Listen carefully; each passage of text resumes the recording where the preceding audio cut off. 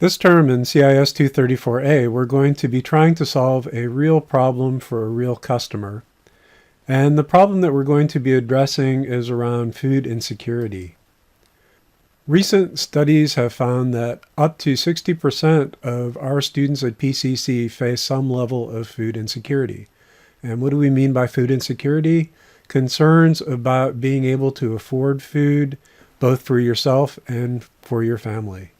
In addition, almost 10% of our students are extremely insecure, which means they face daily concerns about food and where their food is coming from.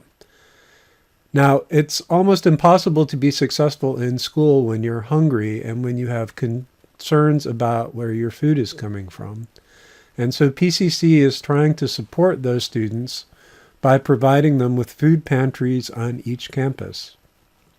Now, the food pantries gather food both from personal donations and also from leftover food that was produced at the cafeterias and also produced for meetings on PCC campus that wasn't consumed. So this is all fresh, clean, unused food that would otherwise go to waste, but is instead being distributed to our students at little or no cost.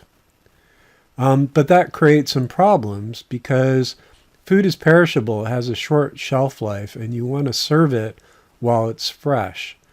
And so there's a communication problem here where the food pantries need to let students know that food is available so that they can take advantage of this. It's a win-win because the food would be wasted otherwise, and the funding for the food pantries is coming from student support fees that's paid as part of their tuition. And it's going to help the students that are in the most need, but there's this problem of letting them know that it's available. So what we're going to do this term is we're going to try to build a food insecurity notification system. And we actually talked to the people who run the food pantries on PCC campus and asked them what they needed. So what do they need in terms of software to help them help our students better? And this is what they wanted. They wanted a system where they could tell students, push messages to students, letting them know about specials and about food availability. And currently they don't have any good way of contacting those students. So we came up with the following for this class. So we're going to be putting together a suite of applications backed by a database. So there's going to be a central database where all this information is stored. There's going to be an application where students can subscribe to receive notifications about food insecurity.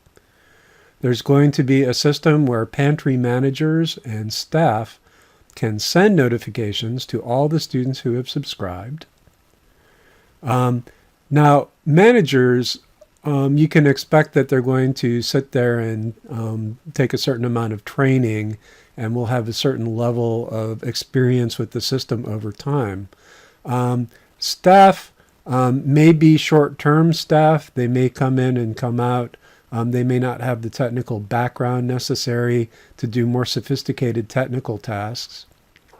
So we also want to make it easy for staff to send notifications by having managers create templates. So the idea there is the manager can put together a template for a particular kind of notification, like a sale or a heads up that there's a batch of food that's just arrived at the pantry and is available for distribution.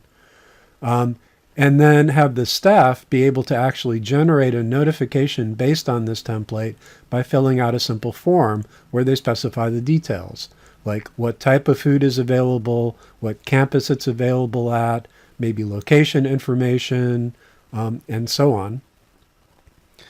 And then we also want to be able to track all of the notifications that have been sent out by managers and staff, so that managers and staff can review the notification logs and they can make sure that they're sending out notifications on a periodic basis, that they're not spamming their user base with constant repeat notifications, and so that they can track whether the system is being successful in reaching the student community, so that they're actually helping the people who they're trying to help. So we've constructed some stories, so-called user stories, in the project module of the Desire to Learn core shell. And so let me pull that up for you. I'm going to go to the 234A Desire to Learn core shell, and towards the bottom you'll see a project module.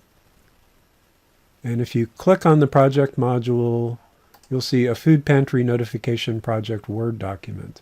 And my suggestion is to download this and to view it on your local machine, because I don't think this interface is particularly good. And so I have a copy of the Food Insecurity Notification System project document here. And I want to walk you through this briefly. So at the top of the document, we have what's called an epic story. And this is part of Agile software development. So an epic story is a high-level description of a problem that a system is trying to solve. So let's read this. As a manager of a food pantry for food insecure students, I want a system for sending notifications to students so that I can tell them about specials and I can tell them when food is available. So this is really high level. It doesn't have virtually any detail at all, but it's guidance about what the main theme of the system is. And it also specifies some acceptance criteria for when the story is solved, when the system is done. So we define done as the acceptance criteria are met, and we'll see more acceptance criteria in a minute. The code is reviewed by another development team member, so there's a second set of eyes looking at the code that you're writing. Test cases are written so that the system is thoroughly tested and understood. And the system itself is well architected and therefore maintainable. So it's going to follow a structure, and we're going to be teaching you more about N-tier architecture. And if you've worked in C# in particular, you're probably familiar with Model View Controller. And then, as I said, these epic stories are very high level, and you can't really start coding based on them. And what we've done is we've broken them down into user level stories. And so the course is going to be run in 2 sprints, lasting about 4 weeks each sprint. And a sprint is an Agile software development term for a phase of development. And we'll learn more about this in a little while. But for each sprint, teams of 4 programmers are going to be in each team, and each programmer is going to be responsible for one of 4 stories. Now, our preference would be for you to come up with the stories yourself, but there's a lot of ramp up here, and so we want to get you off on a successful start. So we've pre-selected the stories that you'll be working on in Sprint 1. But in Sprint 2, in the second half of the class, your team will be responsible for coming up with and developing the stories as a team. So what are the Sprint 1 stories? Well, there's 4 stories for 4 different applications in this suite of applications. Story 1 is about subscriber account creation and login. So as a food insecure person, I want to enroll as a food pantry subscriber so that I can receive notifications from the food pantry. And so this is a system where I can register and I can log into my account, and I can tell the system things like my username, email address, and so on, so that the system knows how to contact me and to send me notifications. Story 2 is, as a food pantry manager, I want to notify subscribers of events so that they can know about specials and food availability. So there's going to be an application where either food pantry managers or staff can enter messages which are then used to notify students about food availability. Story 3 is about template creation. So as a food pantry manager, I want to create a template for different announcements so that staff can send notifications to subscribers by filling out a simple form.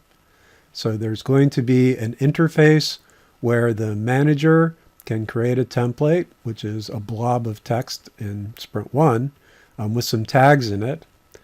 And then a staff member can view a form where there's a way for them to enter values for those tagged values. So for example, the template might have a notification about food being available at the pantry, and there may be tags for the type of food that's available, the campus that the food is available on, and so on.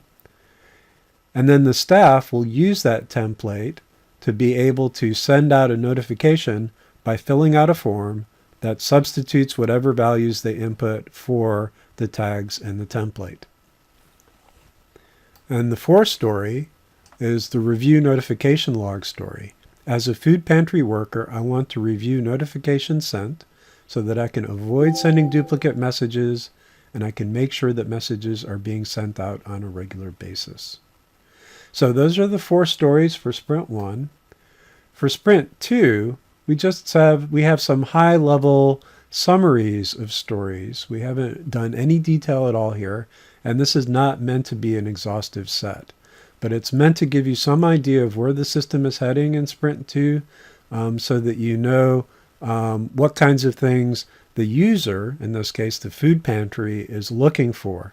So one other thing I wanted to show you is in the PowerPoint presentation, I've included some links. There's a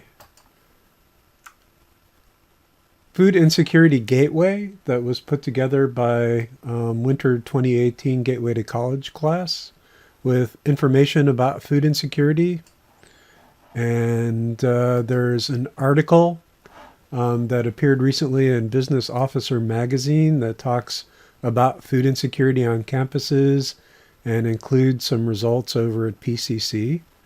And finally, there is a link to an HFI assessment report document which shows some results that PCC gathered in a study and survey of students about their food insecurity on various campuses. So those links are available for you if you want to do some additional research on the problem that we're trying to solve. And otherwise, I will see you in the next video on assignment 1.